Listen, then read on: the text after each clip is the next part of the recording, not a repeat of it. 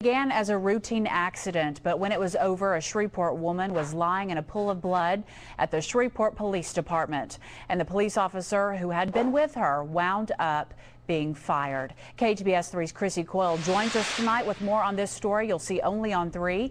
Chrissy, this was all caught on videotape? Well, Jody, at least some of it was, but a lot of this case revolves around what wasn't caught on tape.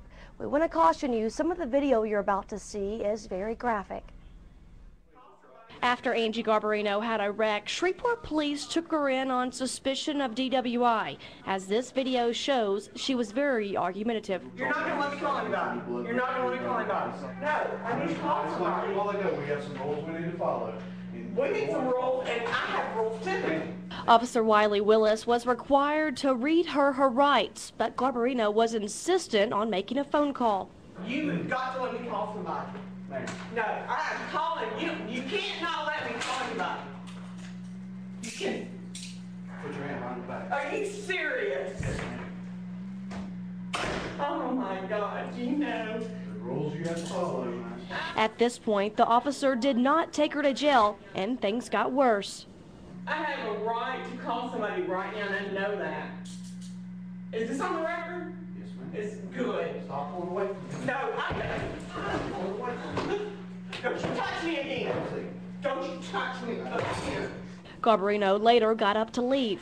Get away from me! Get away from me! Get away from me! Ow! God, I'm going to call up. Seconds later, You understand, ma'am? Yeah, I understand. the officer stops the tape.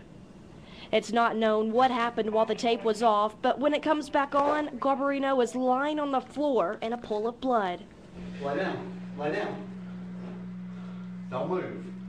Another officer comes in to look at Garbarino, then walks out. Garbarino's lawyer says she suffered a broken nose, a severe cut on the forehead, 2 broken teeth, and bruises on her arms and shoulder. Attorney Ron Machota says Garbarino was not driving drunk that night. As to what happened at the police station, he says, quote, the whole situation could have been avoided if the officer had followed procedure. Now, Officer Willis was fired a little earlier this month. His attorney, Aaron Brainerd, says the officer did not beat Garbarino and that her injuries were caused when she fell while being taken to jail. After she refused the breathalyzer test, he turned, in accordance with standard procedures, he turned off the video and saved it. And at that time, she tried to leave the room again. He tried to stop her, and in that process, she fell and injured herself. Although very unfortunate, her injuries were caused by her own erratic behavior, her failure to comply with lawful, reasonable, and standard instructions for arrested persons. Now, Brainerd says Willis turned the camera back on to document her injuries. Police administrators decided not to file charges against the officer, saying no one knows for sure what happened. Police Chief Henry Whitehorn issued a statement saying it was something that needed to be handled internally. Jody says there was not enough evidence to pursue criminal charges.